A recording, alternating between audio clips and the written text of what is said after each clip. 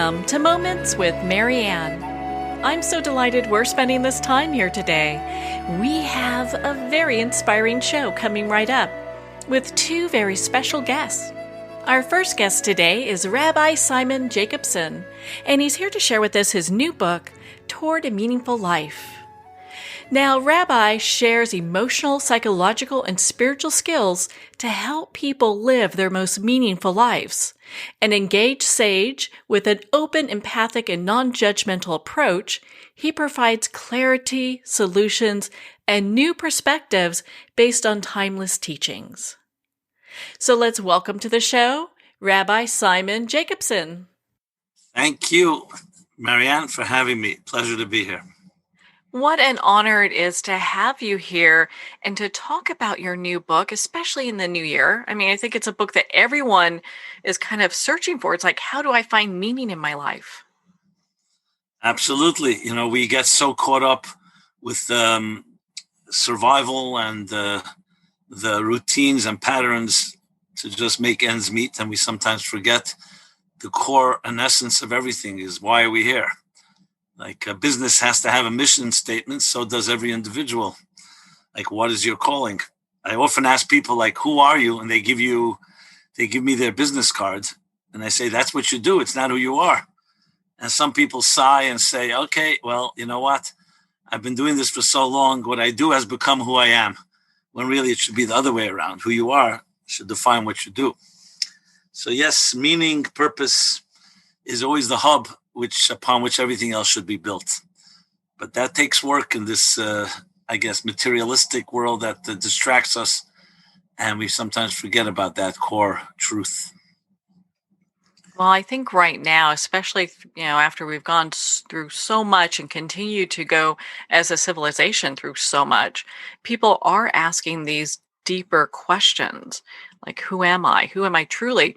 And before, you're so right. I mean, everyone would really kind of identify by, being the mom that does this, or the person that does that, or the salesperson that does this.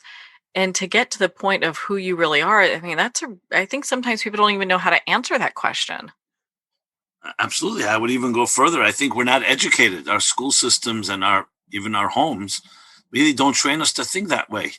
We are essentially reacting to circumstances instead of being proactive and beginning. That's why I use the example of a mission statement, because I think it's an excellent example. You start a new business, you start a new entity, a new organization. The first question you have to ask is, why am I doing this? What purpose, what mission is it fulfilling? And then you begin to develop a plan. How will I realize that mission? And in our personal lives, it goes the other way around. We grow up and we're taught, at best, a good education will teach you great tools. And so you have a very powerful tool chest. But then you say, okay, how am I supposed to use this hammer or this screwdriver or mathematics or physics or science or history or political science and so on? And when you don't have that destination, that vision, that mission, it becomes really a bunch of fragmented different activities that initially doesn't seem like much, but it's really not driven by a deeper calling. It's, I think, part of the blessing of our generation with all our prosperity and comforts also has this other side that we become complacent, and then we become essentially what I like to call a more survival-centric life instead of a goal-centric life. And what you said is absolutely accurate. During this pandemic, I think things have changed dramatically, because once people's security blankets and comfort zones have been disrupted, so that usual restaurant you go to, or a sports event, or theater, or summer plans, now winter plans, travel, all those crutches, so to speak, are not that available. And I personally see from my own work tremendous void and vulnerability, people seeking, okay, you know what, how am I going to fill my time? I don't have those go-to distractions. You can even call them addictions in some way. So in many ways, for many people, this has been a big wake-up call for the good. I wish it wasn't with pain and loss and death, but a wake-up call that shakes up our comfort zones is always healthy for growth. Yeah, my goodness. And I love how you start your book off. I mean, one of the first areas that it talks about is what is a soul. And I think a lot of people are experiencing this right now where they just have no idea why they're bursting into tears or have deep sadness. And I found that what you talked about in your book about that was so profound. Yeah, I remember actually one of the editors at Simon & Schuster, who was the editor of Kirk Douglas, who passed away recently. Kirk Douglas had a stroke, and he was he would be crying all the time. Someone gave him a copy of my book. He writes about it in his own biography, his book called, I think, Climbing the Mountain, something like that. And he writes he used to cry uncontrollably. And then he read in my book this line, "Have you ever cried for no apparent reason? This is the voice of your soul, seeking, hungering, thirsting for something." And it began a big journey for him in discovering his soul. That's the sad reality, Marianne. Look, people wake up in the morning. Your body tells you, I'm hungry, I'm tired, I need exercise. But very few respond to the call of the soul, which is much deeper and more subtle. And frankly, even more important, because it's really like exactly what soul is. It's the soul of your life. It's the soul and purpose of your life. I mean, just imagine, I often use this example when I speak to different audiences. I said, imagine you want to write a book. And what do you do first? Do you start writing chapters with no idea where you're going? Or do you first think of a plot or some type of storyline or a narrative? And then you begin to develop it and write it out. Most of our lives are not done that way. We just live in the moment. And yeah, we may have business plans. We may have, I want to buy a house. I want to buy a second house. I want to buy a car. I want to travel. But the deeper existential and the deeper transcendent needs of a person, we just live in a generation that is not focusing on that. And things have changed now recently, but I hope that we never forget that important, because frankly, that preempts most challenges in life will be preempted. That the emptiness, the vacuousness, the meaninglessness of things is obviously preempted when you do have meaning and purpose and passion. What if you have people I'm sure you have people that come to you all the time saying, you know what, I have no idea what my purpose is, and how do I find it? How do I find my purpose? The $1 million question, yeah. Yes. I actually developed recently a course called Discovering Your Personal Mission because of this question. So to put it briefly, I'll just give you a little formula here that I think all your listeners and I think everyone can benefit from. At the end of the day, discovering your mission is really discovering yourself, like your voice. And if you don't know yourself well, like let's say you're very good at handwork, you're a good carpenter, or you're good at artist, but you think you're a great, executive director, and you could spend half your life doing something you're not even good at. So I think a big part of finding a mission is also finding yourself, knowing yourself. So I have this formula, which may sound a little cute, but it actually works. I call it the POP formula. That POP stands for personality, opportunities, people, places, plus passion, your passion, plus higher calling equals your mission, which means if you're able to identify the clues that are given to you in your life, identify your personality. Are you more cerebral? Are you more emotional? Are you creative? Are you action-oriented? They're very different type of personalities. Some are far more social. Some people are far more behind the scenes. So personality, and then opportunities that have come your way in life. Each of us has our own set of opportunities. The people we know and the places we've been to. Then find a passion, something you're really passionate and excited about. And then the final most important thing, it can't be about you and you alone. Every good mission statement is always about the greater good. Even businesses, even for-profit businesses, Google's mission will be, their mission statement is organizing all the information in the world and making it readily accessible. It's always serving a need. Obviously, they want to make money, but there's always that element. So including that type of higher calling, working backwards, passion, and then the four things, personality, opportunities, people, and places, that is going to be the beginning of a skeleton or a framework of finding your mission. And if you apply yourself to that, you really can do it. But it's going to take introspection. It's going to take looking into your life and discovering the things that really are your strengths and focusing on them and trying to actualize them. Just to use an example, I use myself as a I don't want to call it a guinea pig, but I'll just use myself as a case study. And that is, as a young man in my teen years, I realized I had the natural art of communication, even though I wasn't good at it, but I felt driven by that, writing, communicating, interacting with people. I had a good psychological insight into things, and it became my mission. Till this day now we're talking 50 years later, I'm still jump out of my bed in the morning, excited to take on the day, seize the day, and fulfill my calling, trying to use my skills to make the world a little better place. Well, I think you're definitely doing that by helping people in such profound ways that you are being able to kind of just move through this life, because sometimes it could be, I mean, it could, especially now, we've got people who are afraid, who are anxious, who are depressed. I mean, when we look at all that, how are some ways that people can overcome these type of things that show up in life? Well, just as a segue, look at you, Marianne. You're doing this show. This can reach potentially who knows how many people. You're using your skills in your interviewing skills to do what? To try to bring people a message of hope and strength and courage. I would just suggest to anyone listening to this, the best defense is offense. Instead of fighting depression or listlessness and aimlessness and emptiness, the key is to find something you believe in.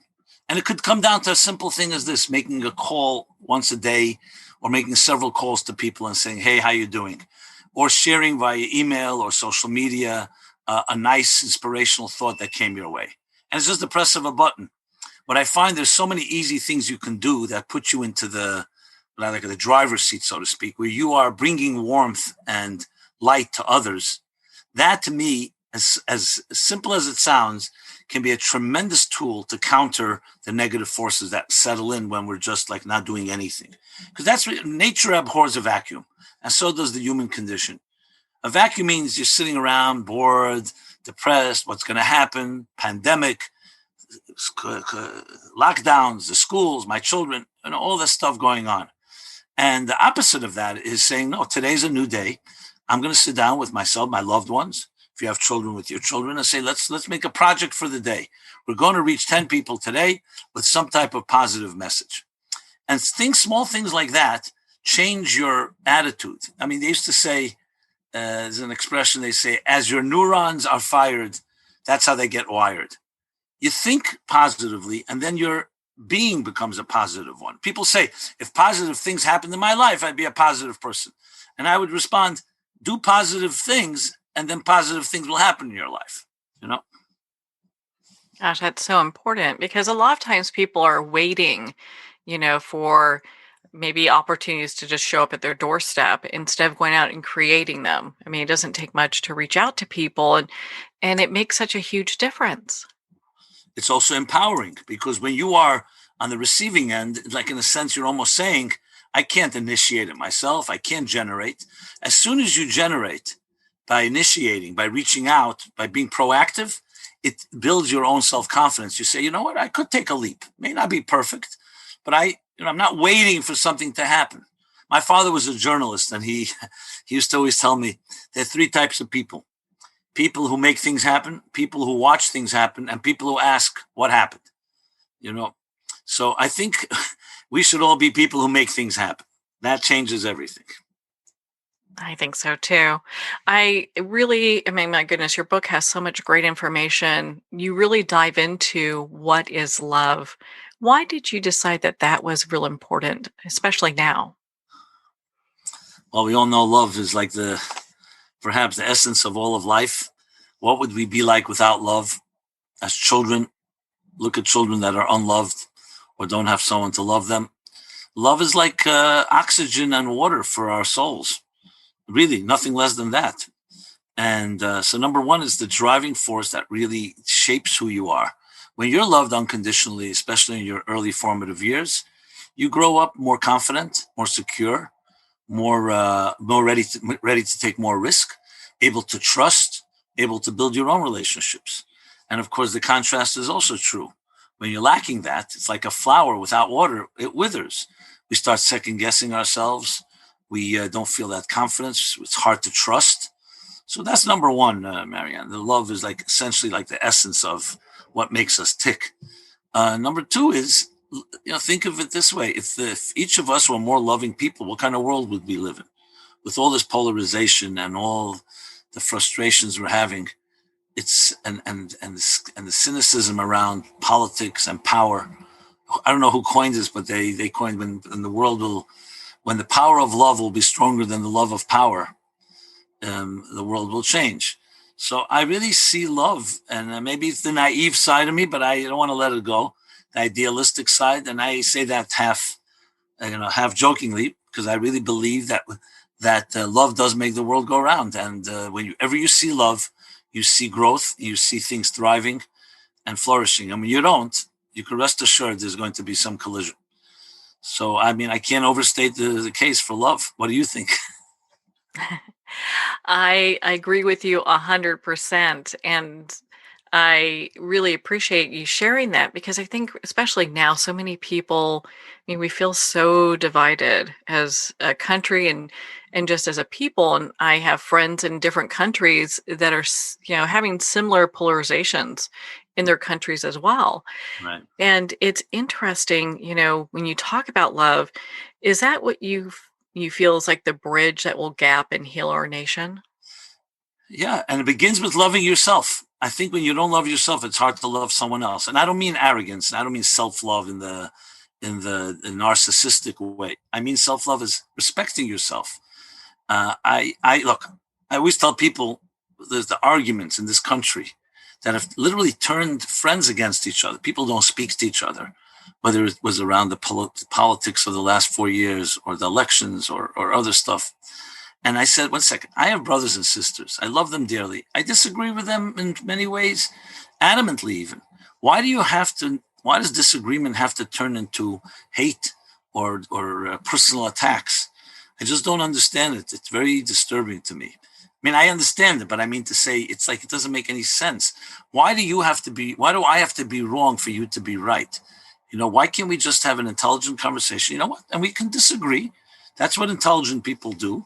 They disagree, but they don't completely invalidate another person because you disagree with them. And I don't understand why it spills over into the personal. My psychological analysis is because people are not really that secure with their position. Because I grew up around people. When you're very secure in your position, you have no problem coexisting with someone who has a different opinion. It's when you're not that secure where you feel you have to basically destroy the enemy, so to speak. They have to be wrong for you to be right. And it's just a painful chapter. But I believe that if a few of us and many of us on a grassroots level can turn the tide by saying, no, we can disagree, but we're not going to allow it to affect our personal relationships. And I think that's where we need to head. And I think most people want that. Let those that want to fight, let them be isolated and let them fight it out. But why should the rest of us have to be victims to their need to wrestle? And I think the media, frankly, has also allowed itself, whether for commercial reasons or some other reasons and other agendas, have many ways. And I speak on both. I'm not speaking politically here on one side of the aisle. On all sides, I think it's become very partisan, and it's turning people off. You don't have these objective voices where you can say, you know what, let me just hear two sides of the argument or something like that. So there's a lot of forces that are contributing, and with this whole mass media today, and everything is amplified and so quick, it just creates a far more acute situation and much more difficult to unravel. But look, I enjoy conversation with you now because hopefully many people will listen to this, and maybe this will give them plant the seed to start thinking differently, especially teaching our children to be far more tolerant. When I say tolerant, I don't mean to be more compromising necessarily, but tolerant, being able to hear different opinions. That's how we expand our minds. I grow from people who disagree with me, not from those that agree with me. That's how you grow. You listen to another perspective, you learn from it, and you adapt it, and then you sometimes change your mind. Sometimes you just develop a new perspective on the whole topic. Yeah, that makes such a difference too when you're able to actively listen to another person saying and not get emotionally charged by what's happening. You can just listen, take in the information, agree or disagree, And, it doesn't take away from them, listening, you know? Yeah. I mean, I in the mystical teachings, there's a concept, a beautiful concept that defines the word beauty. That beauty is harmony within diversity. You listen to any beautiful symphony, or you look at a exquisite piece of art, anything that we consider beautiful, a beautiful face, there's never one dimension. It's not like a beautiful nose or eyes. It's not one musical note. It's not one color. It's when you have that diversity, and then you create a harmony within it. That's when you have beauty. It's a tapestry of different colors and hues and sounds. And that's what I love really about all human beings. Each of us has our particular note song to play. And if we could see ourselves as part of one cosmic symphony, each one complementing the other and each one necessary and indispensable, that is really the secret to it all. And it's really, I just define in a way my own mission, actually, what I try to do and achieve. But who could disagree with what I just said? Because we all have, it's beautiful diversity. It's when diversity turns into divisiveness and into conflict.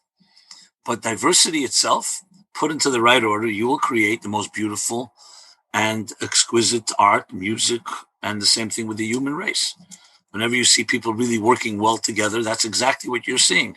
Diversity, different approaches, different opinions, different strengths, different talents, but all coming together. I think that's so beautiful. I love hearing that because it's all of our differences that make us so special and so unique in so many ways. If we were all the same, I mean, how boring would that be? Yeah, besides being boring, it wouldn't be very, absolutely. Well, I know that you work with many people who, face addictions, depression, anxiety. How has the pandemic really affected people struggling, with this? And what are some ways that they actually look at recovery now? Well, on one hand, this pandemic and all its implications has brought out the best in many people because they dug deeper and are digging deeper to try to find inner resources. We spoke earlier about mission, about purpose. But unfortunately, there's also the other side. Let's say relationships that weren't in good shape as it were. Now with the pandemic, like I get calls all the time. People say, we couldn't stand each other till now, a couple, and now we're stuck with each other. It's getting much worse. So unfortunately, it's also causing some more acute issues. What I try to advise in all these situations is everything that happens can always bring out the best in you or can bring out the worst in you. I don't know who coined this. They say maybe Eleanor Roosevelt. She said it about women, that a woman's like a tea bag. You don't know how strong she is until you put her into hot water. You agree, Marianne, by the way? Oh, yeah. Okay, great. But I would like to see it as it applies to men as well, that when we're put into pressured situations, it could either bring out the worst or it brings out the strengths within you. So as much as possible, what we need to do is try to encourage people, hey, good, we're challenged, fine. We all understand this is a serious challenge to our health, to our economy, to our norms, to our standards, to our plans, our schedules. But this can also be a tremendous opportunity to become stronger than ever because you discover deeper resources. And if you look at it that way, I think it creates a far more positive approach. And one more point I would add is the issue of, you think you're in control of your life? No, we're not in control of our lives. We're in control of what we do with our lives. In other words, you can't control the events that happen around you, but you can control your attitude. You can't control suffering, but you can control your mind, how you will look at it. And that's how we have to be looking at our lives. Take control of your life and navigate. You know what a good swimmer is? A good swimmer is not someone who knows how to fight the storm. The difference between a bad swimmer and a good swimmer is a bad swimmer will fight the tide until they get exhausted and could end up being destructive, harmful. A good swimmer, they see a storm coming, they'll stop swimming. They'll let themselves go with the flow, be carried by the tide. And then when things calm down, that's when you begin to swim again. So it's about navigation and it's navigational tools.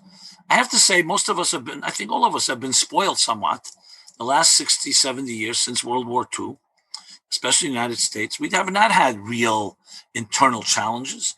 Yeah, we had 9/11, but something of this nature, and we've gotten spoiled. So now, when all those, as I mentioned earlier, our security blankets are stripped from under us, so what happens is you're left now with a tremendous opportunity. Find out who you are.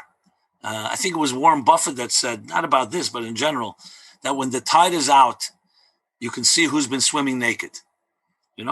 So now, when the tide is out, dig deeper, find those strengths, find people that have courage and hope, and hang around them, learn from them by osmosis. Today we can do that online as well. The bottom line is you control your navigation, you control your attitude and approach, and you must work on that. To complain, why did this happen, why did that happen? You can complain, but you're not going to change. The pandemic is here with us. We hope it'll be gone very soon, vaccinations. But whatever comes your way, if it's a storm, you have to know how to swim.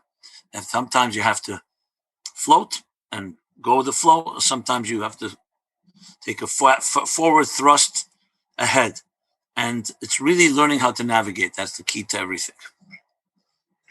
My goodness, what important advice that is. And I found your book, Toward a Meaningful Life, was so impactful for my life. I loved reading it, and I'm probably going to be rereading it again because it was a book that I feel like when you read it multiple times, you probably are picking up different things that really stick with you. Yeah, look, when I wrote it, as you may know, as an author is really a channel.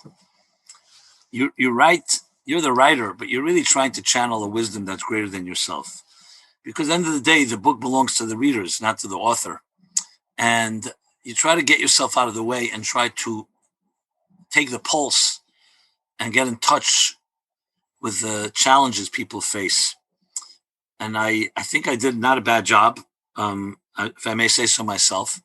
But it was really an effort of trying to get myself out of the way. It wasn't about sharing my personal experience, but almost like this is like timeless wisdom that can help you deal with the best parts of life and the more difficult parts of life. And that's what's resonated. Until this day, I continue to hear that. People saying to me, oh, these are truths that I always knew, but I wasn't aware of, type of thing.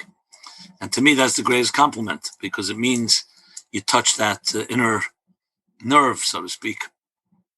And I think it's a lot about empathy. I don't know, you ever hear this line, Marianne? They say, people don't care how much you know until they know how much you care.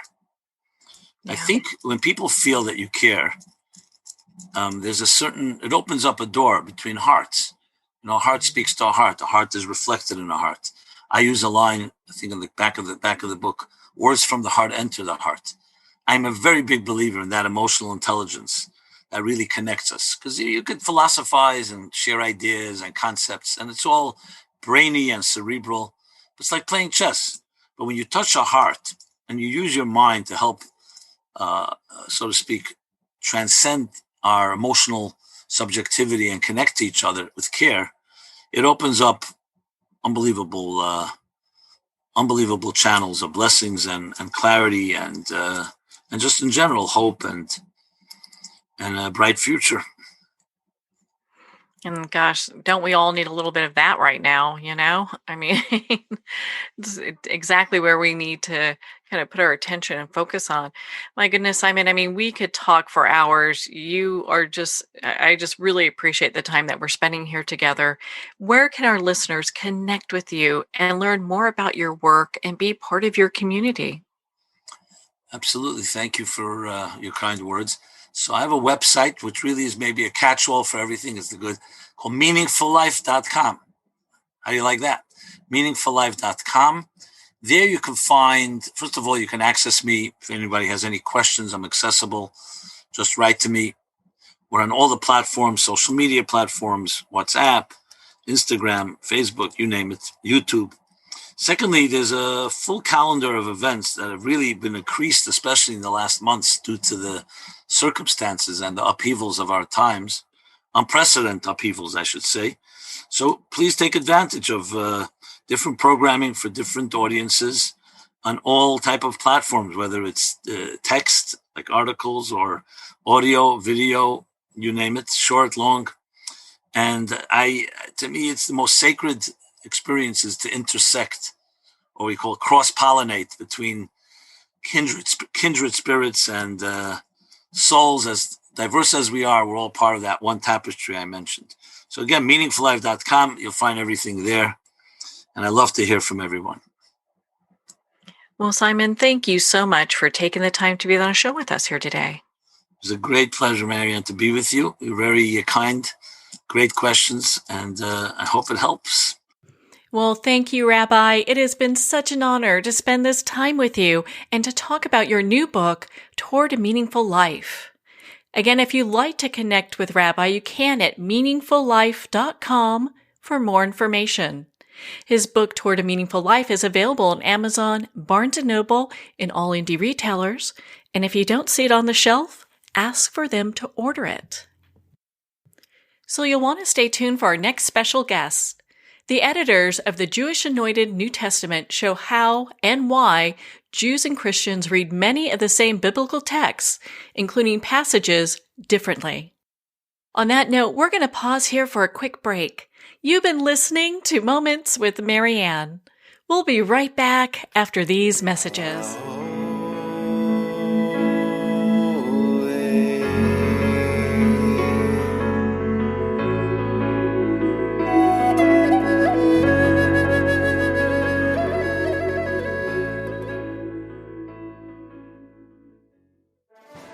Internationally recognized and award-winning author Judy Goodman works and teaches outside the box of limited thinking. Working with people from every walk of life, her goal is to empower you to be the best you can be, no matter what the challenge is. Born with the gift of seeing beyond our normal vision, she has an extraordinary gift of working with every challenge. Teaching beyond conventional wisdom, her work is described as life-changing. Visit judygoodman.com. That's judygoodman.com.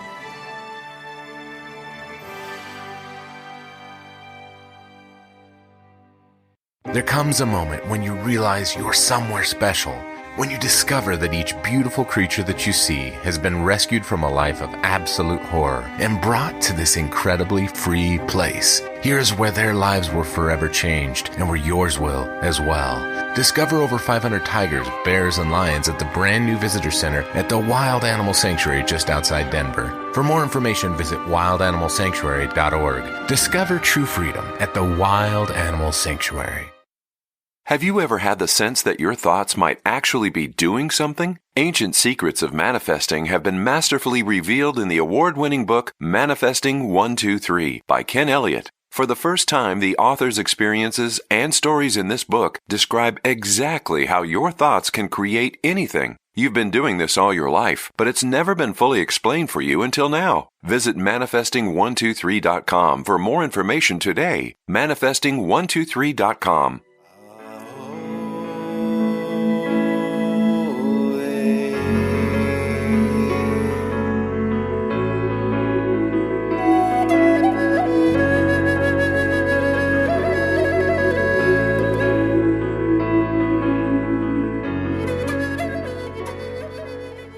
Welcome back to Moments with Marianne. We're here today with our next special guests, A.J. Levine and Marc Brettler, and they're here to share with us their new book, The Bible with and Without Jesus, How Jews and Christians Read the Same Stories Differently. Esteemed Bible scholars and teachers, A.J. and Marc take readers on a guided tour of the most popular Hebrew Bible passages quoted in the New Testament to show what the texts mean in their original context, and then how Christians and Jews over time understand those same texts. So let's welcome to the show A.J. and Marc. Pleasure to be with you. Thank you so much. Glad to be speaking to you. You know, what an honor it is to have the both of you here. And I have to ask, what inspired the two of you to write this book? I guess I'll start. Marc and I worked together for 2 editions of the Jewish Annotated New Testament, the first one that came out in 2011 and the second in 2017. We work really well together. It's great fun. He doesn't let me get away with anything. His strengths complement my strengths, and he's usually on another continent. So right now he's in Jerusalem and I'm in Nashville. So we can't yell at each other, but we can certainly communicate with emails. And when we finished the Jewish Annotated, particularly the second edition, we thought there's more we want to say. There's more we want to say to Jewish readers about Christian texts and Christian readers about Jewish texts. And we want to do it in a way that models civility rather than the polemic and the rancor that sometimes marks interreligious conversation. Oh, isn't that the truth? I mean, because a lot of times it's met with such kind of animosity that, it's interesting. We don't really get to dive into what some of the differences are, because a lot of this, makes sense and is very important to understand. And as you were involved in the writing of this, Marc, was there something that really stood out for you with the research that was done that you're like, wait a minute, this is new. We have to share this? Well, a whole lot of it was new to me. So I'm predominantly a scholar of the Hebrew Bible. I came to study the New Testament later. So it's really easy to study the Hebrew Bible or the Old Testament without studying the New Testament. On the other hand, AJ, who's predominantly a scholar of the New Testament and early Christianity, well, the New Testament is a larger part of the Christian Bible. The Old Testament is first. So she knew all of this Old Testament stuff. So a lot of the material concerning the New Testament was new to me. A lot of the material concerning the early church fathers was new to me. And it was really wonderful to expand my knowledge in this particular way. Right. You can't do the New Testament unless you know what the church would call the Old Testament, the church's Bible, part 1. But you can read the Old Testament or the Tanakh, the Jewish Bible, or the Hebrew scriptures, if you want to call it that. And we actually debate what to call it. You can read that without any Christian lenses whatsoever. So what we thought we could do in this book is say, if you read the text through Jewish eyes, whether it's Genesis or Isaiah or the Psalms, what do you get? And if you read it through the lens of the New Testament, what different readings do you get? And to argue that it's not a zero-sum game, it's a model of the lenses through which you read. Yeah, so to go back to AJ's image, it's all about lenses. So for me, writing this book, I really learned to see the world in a new lens, through the Christian lens. It is not my lens, but it is a lens that I've really grown to appreciate and to see the importance of it very, very much. Right. It's not my lens either. Marc and I are both Jewish, and we're not Messianic Jewish. We're just Jewish. And we've sometimes heard from our friends in the synagogue or in the Jewish community that, how can Christians possibly see Jesus in Isaiah or see a Trinity in Genesis? And part of what we want to do here is show the logic of the Christian reading. So it's as well as the logic of Jewish readings that sometimes don't read exactly the way the Hebrew does, but play with the text. So I think I'll start with you, AJ. My goodness. Okay, there's so much information here I have questions on. We'll start here. So, your book just really it launches off talking about interpretation. Was there something that you discovered, as you're doing this research, going, wait a minute, this interpretation's totally different than, what it is, in Jewish text? Right. And even more than that. So if you take what's sometimes called the suffering servant in Isaiah, and Marc and I aren't really happy with that term, but it's become sort of dominant. The Christian reading is, that's clearly speaking about Jesus. And the writers of the New Testament clearly thought it was speaking about Jesus. But if you look to Jewish sources, you can come up with 10, maybe even 20 different identifications of that servant. So one of the things that we find is that Christian readings tend to foreclose interpretations of the Christian Old Testament. It must be pointing to Jesus. Everything points to Jesus. And Jewish readings tend to open them up. The text can be interpreted in a myriad of different ways. So how do you balance out these interpretations? And one of the things we're able to discuss is why Christianity tends to narrow interpretation and why Judaism tends to expand interpretation on the same verse.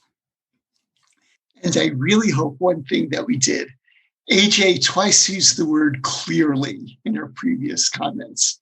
I hope that will really show our readers that there is no such thing as clearly, that the texts really are open-ended in fundamental ways. And it's important to lose the blinders that we may have that are part of our religious traditions and to see more clearly by seeing more broadly. Right. So each chapter takes a particular text from the Hebrew Bible or the Old Testament, the Tanakh, tries to determine what it would have meant in its original context. And here Marc's expertise in knowing that context was so extraordinarily helpful. We show how it's read in the New Testament. And then we look at other branches of Judaism to see how it was being read, for example, by the Dead Sea Scrolls, if they mention it, or early Jewish historians like Josephus or philosophers like Philo. And then we go into rabbinic literature, post-biblical Jewish literature, and even early medieval Jewish literature to see how is that text, which Christianity has so constrained to point to Jesus, but done so in a remarkably ingenious way, to show how else Jews are reading this, sometimes in polemic with the church, sometimes off in their own devices. And every chapter ends, in effect, with an invitation to the reader saying, now that you've got all this detail, what's your interpretation? How can you add to that magnificent stream of interpretation? I love that. I mean, you bring so much wealth to this discussion, both of you. I mean, it's just a joy to read this book. And I found it very fascinating, even talking about like the interpretation of different words, how meanings can really change the story. And I would love for one of you to just kind of share your thoughts on that. Sure. So let's start with the very beginning of the book of Genesis, where in Genesis chapter 1, verse 2, I'll just give you the Hebrew, where you have Ruach Elohim mirachefet al pnei hamayim. You have the Ruach of God hovering on the face of the word. Well, Ruach in Hebrew has a range of meanings, as does the Greek equivalent in the Greek Bible and the Septuagint, pneuma, and they have a very similar range of meanings, meaning both a physical wind and a spirit. And already at the beginning of Genesis, so what is happening here? Is there a very prosaic wind, like what is blowing outside here in Jerusalem right now at this very moment over the face of the waters, and the water is roiling from this wind? Or is it something very different, meaning a spirit of God? And there are different certainly within the Hebrew Bible, the word ruach can mean both wind and spirit. And there are different pushes and pulls in both directions for what the text means originally, although I think I'll stick with a prosaic meaning of wind for the most original meaning. But nevertheless, because the word is so multivalent, it has all these different meanings, that has opened up different interpretations, both in the history of Jewish interpretation of the text and Christian interpretation of the text, where for most Christians reading it, the Spirit is certainly going to be, part of God or part of the Trinity, while for Jewish readings, that is going to be a rather unlikely sort of reading. Another way of looking at it, and I love how Marc just starts at Genesis, because really Genesis 1:1, we have to fight about exactly how to translate that opening verse. The Hebrew letters YHWH, which become that sacred name of God, sometimes comes into English as Yahweh, although Jews would never pronounce that liturgically, gets translated into Greek as kurios. So listeners may have heard of like Kyrie eleison, and it means Lord. You can remember it because Lord has 4 letters and YHWH are 4 letters. So when you read that in the New Testament, when Jesus gets referred to as kurios, Lord, is that an evocation of the name of God from the earlier scriptures, or it just means Lord, like lords and ladies or sir? So that one term opens up to quite prosaic and quite profoundly theological interpretations. And it's a choice for each reader to determine how is that word being used in this specific context. Wow, that's pretty profound. Yeah, I was looking when I was reading your book, you even talk about like how punctuation changes everything too. And there's no punctuation in that early text, so we have to put it in. Yeah, I mean, there's no punctuation. And again, something that I hope your listeners will become more aware of. Until the 13th century, the Bible didn't even have chapter numbers or clear divisions between chapters. So one of the things that we really need to do as interpreters is to decide where a unit begins and where a unit ends, where a sentence begins, where a sentence ends, where a phrase begins and where a phrase ends.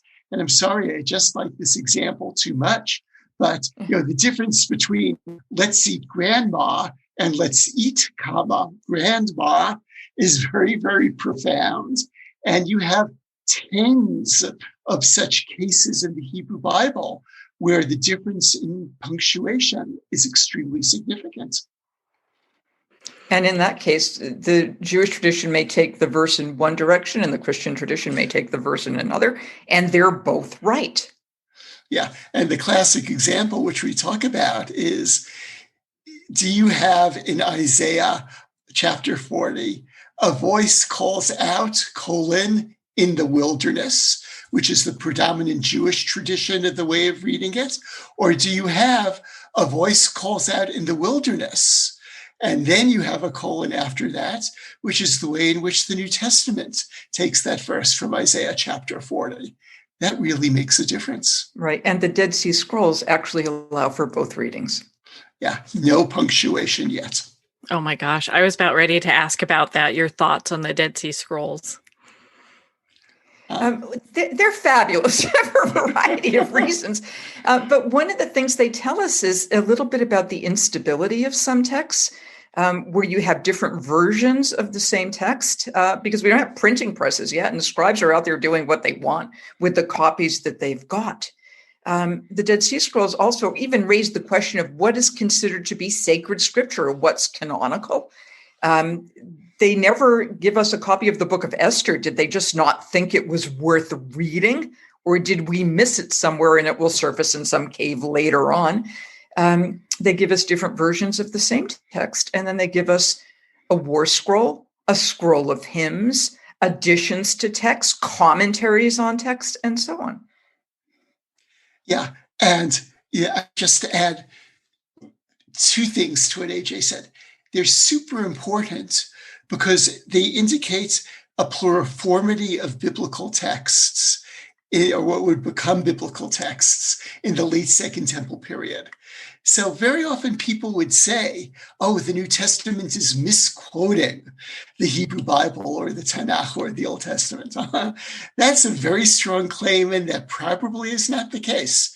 Very often the New Testament, which may read differently than the Old Testament does when it's quoting a verse, may simply be quoting an alternative version that existed then. The other thing I just want to say, because so many of your listeners may be thinking about this, it is very clear that the Dead Sea Scrolls never refer to Jesus and never refer to John the Baptist. Those claims are often made. Those claims simply are false. The Dead Sea Scrolls offer very, very important evidence, as do Philo and Josephus and some of the very early rabbinic texts, of what Judaism looked like at the time of Jesus. Thus, they offer Jewish background for the New Testament, but they never refer to any of the figures who are mentioned in the New Testament. And to make it more complicated, the scrolls also attest to two messiahs, the major one of whom is a priest rather than a Davidic king. Well, won't that just make your head spin, you know? I mean, there's so much fascinating information there. And you even have a chapter that talks about an eye for an eye and turn the other cheek. So why are those so important that we understand what's going on there? Well, I mean, because we look at contemporary applications of these texts, eye for an eye is very frequently cited in polls when American citizens are asked, do you support capital punishment? And the answer is yes, because an eye for an eye says so, so it's biblical. And there are so many problems with that particular view. The eye for an eye, which shows up 3 times and is somewhat oddly placed, which we discuss in the scriptures of Israel, was not designed to, let's go maim somebody who then maims you, or kill somebody who then kills you. To the contrary, it does 2 things. First of all, it prevents escalation of violence. You chop off my finger, I chop off your arm. And the other thing that it does is provide legal equalization. So that if you look at the comparable Code of Hammurabi for the Babylonian law codes, the Code of Hammurabi says that the eye of a lord, the eye of an upper class person is worth more than the eye of a peasant. So for an eye just says we're all in the image and likeness of God in effect, so they're all equal. But we never see in the text anybody actually implementing this thing. And when we finally get up to rabbinic literature, where we start getting the commentary on it, the rabbis make it, to use the term clear, but here they're crystal clear. You can't do an eye for an eye because no 2 eyes are the same. I have terrible eyesight. So if you have 20/20 vision and I have 2600, if I took out your eye and you then took out mine, I've taken a whole lot more from you than you have taken from me. And as one rabbi put it, if I put out your eye and I'm blind, what difference would it make? So therefore, rabbinic Judaism says if somebody engages in an act of physical mutilation, you actually lose a limb, then there has to be some sort of monetary compensation for pain, medical expenses, loss of work due to injury, and so on. And when we get to the New Testament, where Jesus says in the Sermon on the Mount, you have heard it said an eye for an eye, but I say to you, if somebody slaps you on the right cheek, turn to him the other. What Jesus winds up doing is changing the subject, because there's a huge difference between losing a limb and getting a backhanded slap on your cheek. Yeah, that sounds like that is a huge difference there. It brings that 2 together, where I think a lot of times people look at that and there is this discussion on, hey, it means the same thing, or should we turn the other cheek? And then, you get a lot of discussion in regards to almost like they're opposing phrases, like which one is right, when they're just separate phrases on their own. Right. And they're both based on the same prompt, an eye for an eye. And both traditions say we cannot take this literally. Any more than when earlier in the Sermon on the Mount, when Jesus says, if your eye offends you, pluck it out, or if your foot causes you to stumble, lop it off. I don't think anybody's going to be taking that as literally that's what you need to do, or we'd be wearing eye patches along with face masks. Yeah, that would be a whole different reality. So if that happened. Well, and yeah. I know you guys also cover sacrifices in ancient Israel. Why was that important to put in this book? Well, it's so significant because the central image of Jesus is Jesus as a sacrifice. So this is one of these cases where it is really impossible one of the many cases where it's impossible to understand a central tenet of the New Testament unless you understand the Old Testament background. So sacrifices were fundamental to at least certain groups within ancient Israel, and blood manipulation was central in at least one of those types of the sacrifices, which is sometimes called a sin offering, though there may be better translations for that. And thus, to the extent that Jesus is understood as in continuum with the Hebrew Bible, and Jesus is understood as the Lamb of the Lord, then that really becomes a central image for understanding what's happening within developments in earliest Christianity. Well, also, you guys cover Passover in your text as well, and I really liked how you covered that, and love for you to expand on that for our listeners. I'll start. Passover is and the Exodus story on which the Passover tradition is based. It is available for multiple groups to use to determine who they are, most in particular, African Americans who read the text in light of slavery and freedom and continue to do so, as have other groups. One of the ways the New Testament deploys the Passover material, and here I'm following up on Marc's comment, is in the Gospel of John, where at the beginning of the Gospel, John the Baptist says about Jesus, "Behold the Lamb of God who takes away the sin of the world." And then it turns out as you go farther on into John's Gospel, Jesus is crucified at exactly the same time that the Passover lambs are being sacrificed in the temple. So what the Gospel of John does then is use this Passover imagery, but then Jesus becomes the Lamb of God. And at the same time, the Passover sacrifice, which is not a sin offering, can take on the trappings of a sin offering because of the use of that particular image.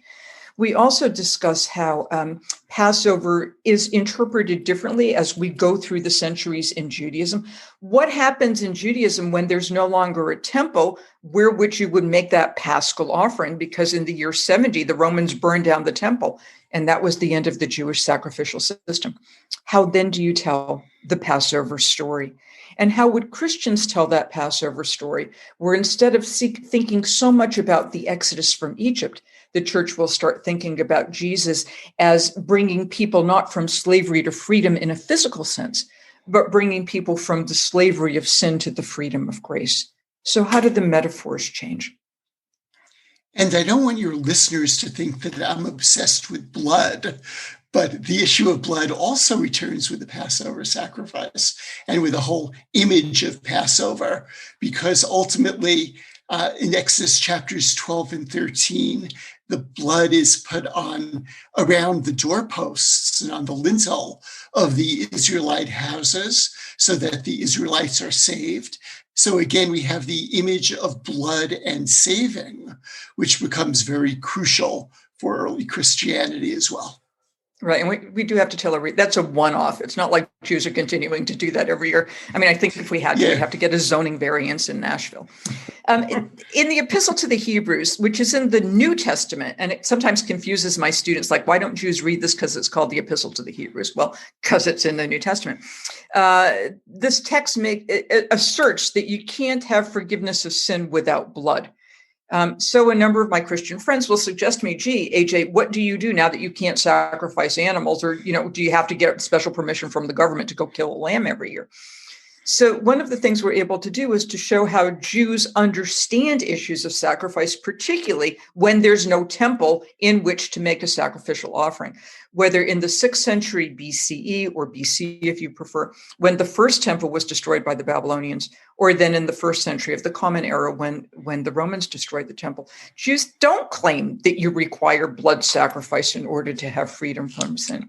So here we can correct some Christian interpretations where the Christian presumes he or she understands what Judaism teaches. And thereby to show that Judaism, like Christianity, is a dynamic religion. Texts are continually reinterpreted. And in the case of sacrifices, you have many rabbinic texts, which, for example, suggest that prayer has totally and completely replaced sacrifices and is just as efficacious as sacrifices. And I'm quite satisfied with that solution. Right. And there's another one, because, heaven forbid that Jews would come up with only one explanation for things. There's another rabbinic idea. It actually goes back to the deuterocanonical literature, the Old Testament Apocrypha, to provide alms for the poor, to take care of the weaker members of your community is like laying a gift on the altar. Wow. I am so glad that you guys took time to explain that. I really appreciate hearing that. And, it's interesting because there are also, I know you talk about in your book, examples of misreadings that have happened. People have kind of taken as heart, throughout the Bible. And there have been some examples that you had listed in your book of a misreading. And I'd love for you to share one of those with our listeners. For the most part, I don't think we talk so much about misreadings as readings that do make some sense given particular lenses, but might sound very, very strange to somebody else. So when the Hebrew Bible gets translated into Greek, all translators are traitors, because anytime you make a translation, certain terms go in that have nuances that are inappropriate and other terms go out where the nuance is needed. So rather than the term misreading, let's just talk primarily about alternative readings and then show what happens when those alternative readings are stretched. So is it, for example, a misreading to read Isaiah as predicting the conception of a child to a virgin? No, there's actually a grammatical logic there. It requires taking the text out of context, but that wouldn't be the first time or the last time that some later reader cited one text and ignored what came before and what came after. Yeah, so how you read depends on the context in which you are reading a particular text, the historical context, the geographical context. And as these contexts change over time, texts are naturally read differently. Well, of course, from the original writer, this might be a misreading, or you might have a mistranslation. But the whole point of the book is that we should not be constrained by original meaning. We're not originalists, but rather we want to see the text as an opportunity, opening up many opportunities for different sorts of readings in different places and in different times. Jews have always read multiply. Rabbinic Judaism says, Devar Achar, give me another reading. And Christians can double dip. There's a huge amount of Jewish interpretation where the Christian can look and say, yeah, that's a good reading of Isaiah, or that's a good reading of the Psalms, or that's a good reading of Genesis. So for the Christian reader to say, well, it points to Jesus, we say yes and rather than yes but. Take it as pointing to Jesus. Why not? Through Christian lenses, obviously it does. But then see what else that text means, because once you say it points to Jesus, that's not all the text does. The text remains alive for anybody who's willing to engage it. I want to pick up, as we come toward a close, on a word which AJ said, the simple word and to say that at some point, one of our editors at Harper's wanted to change the title of the book from the Bible with and without Jesus to the Bible with or without Jesus. And both of us had a fit, because this book is really about and rather than about or. It's a book about respect rather than about polemic. I'm so glad you shared that. My goodness. And it makes sense with, the perspective that you bring, to this book and to the discussion. What a profound, I just think it really opens for profound discussion here. AJ and Marc, my goodness, where can our listeners connect with you and learn more about your work and be part of your community? Well, I teach at Vanderbilt University, and my primary appointment is in the Divinity School, although I'm also in the Department of Jewish Studies. And if people want to see what I'm doing, they can always go to the Divinity School website and click on my name. And I have a Facebook page, but my daughter actually manages it. I don't know how to access it, but that's another way you can get to me. And I have a Facebook page that I manage, and it is easy to find me through the Department of Religious Studies at Duke University. Oh, my goodness. Well, AJ and Marc, thank you both so much for taking the time to be on the show with us here today. It's a pleasure to be with you. Thank you very much. It's been my pleasure as well. Such wonderful questions. Thank you. Well, thank you, AJ and Marc. What an inspiring discussion that was today. Again, the Bible with and without Jesus is available at Amazon, Barnes & Noble, and all indie retailers.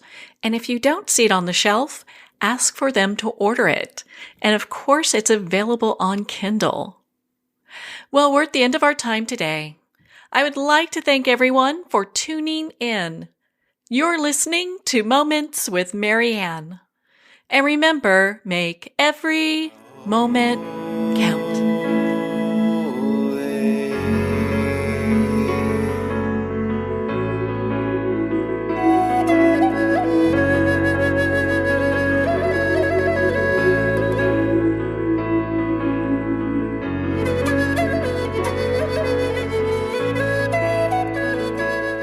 In a single moment, your life can change. Moments with Marianne is a transformative hour that covers an endless array of topics with the best of the best. Her guests are leaders in their fields, ranging from inspirational authors, top industry leaders, and business and spiritual entrepreneurs. Each guest is gifted and a true visionary. A recognized leader in her own work, and while teaching others to develop, refocus, and grow, Marianne will bring the best guest and sometimes a special surprise. Don't miss this. You never know just which moment will change your life forever. Moments with Marianne airs every Sunday, Monday, Thursday, and Friday at 8 p.m. Eastern and 5 p.m. Pacific Time. Make sure to tune in and visit momentswithmarianne.com for more information.